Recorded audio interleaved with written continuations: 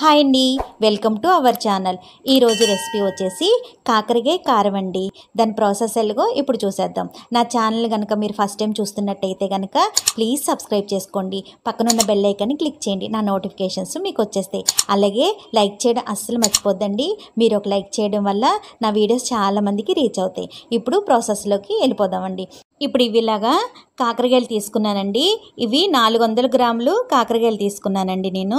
ఈ పైన ఇలాగా చెక్క అంతా కూడా మరీ ఎక్కువగా తీసేయకూడదండి. ఇలాగ లైట్గా ఇదంతా కూడాను తీసేసుకున్నాక అలాగే అన్నీ కూడాను ఇలాగే చెక్క తీసేసుకోవాలండి.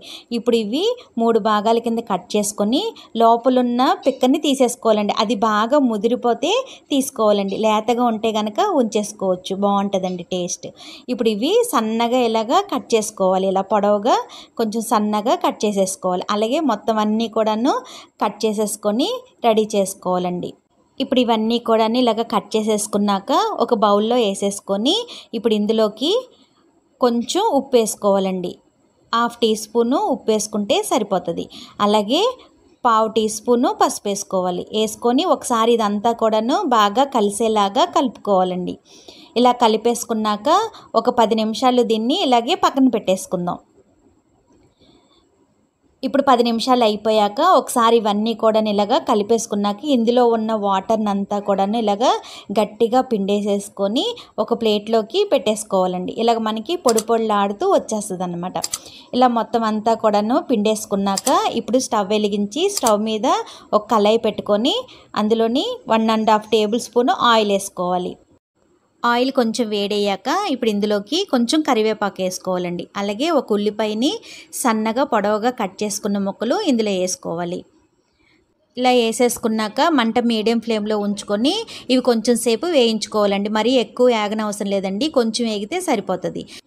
ఇప్పుడు ఇందులోకి మనం ముందుగా రెడీ చేసి పెట్టుకున్నాం కదండి కాకరకాయ, అదంతా కూడాను ఇందులో వేసేసుకోవాలి. ఇప్పుడు ఇదంతా కూడాను ఉల్లిపాయ కాకరకాయ మొత్తం కలిసేలాగా బాగా ఇలాగ కలుపుకోవాలండి. ఇలా కలిపేసుకున్నాక ఇప్పుడు ఇందులోకి 1/2 టీ స్పూను పసుపు వేసుకోవాలండి.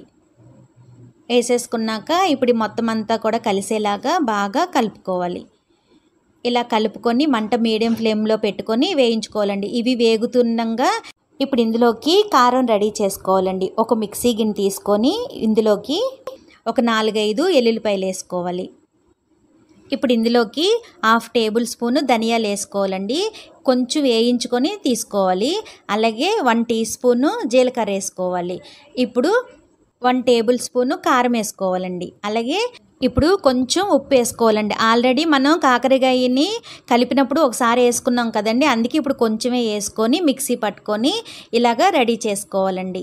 ఇప్పుడు ఇలాగా కాకరకాయ వేగిపోయాక ఇప్పుడు ఇందులోకి మిక్సీ పట్టుకున్న కారాన్ని ఇందులో వేసేసుకోవాలండి.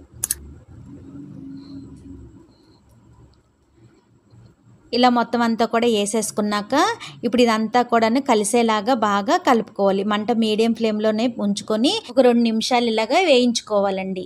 ఇలా వేగిపోయాక స్టవ్ ఆఫ్ చేసేసుకొని ఇంక బౌల్లోకి సర్వ్ చేసేసుకోవడమేనండి. అంతే అండి, ఎంతో టేస్టీగా చాలా ఈజీగా అయిపోయే కాకరకాయ కారం రెడీ అయిపోయింది. నచ్చిందా అండి?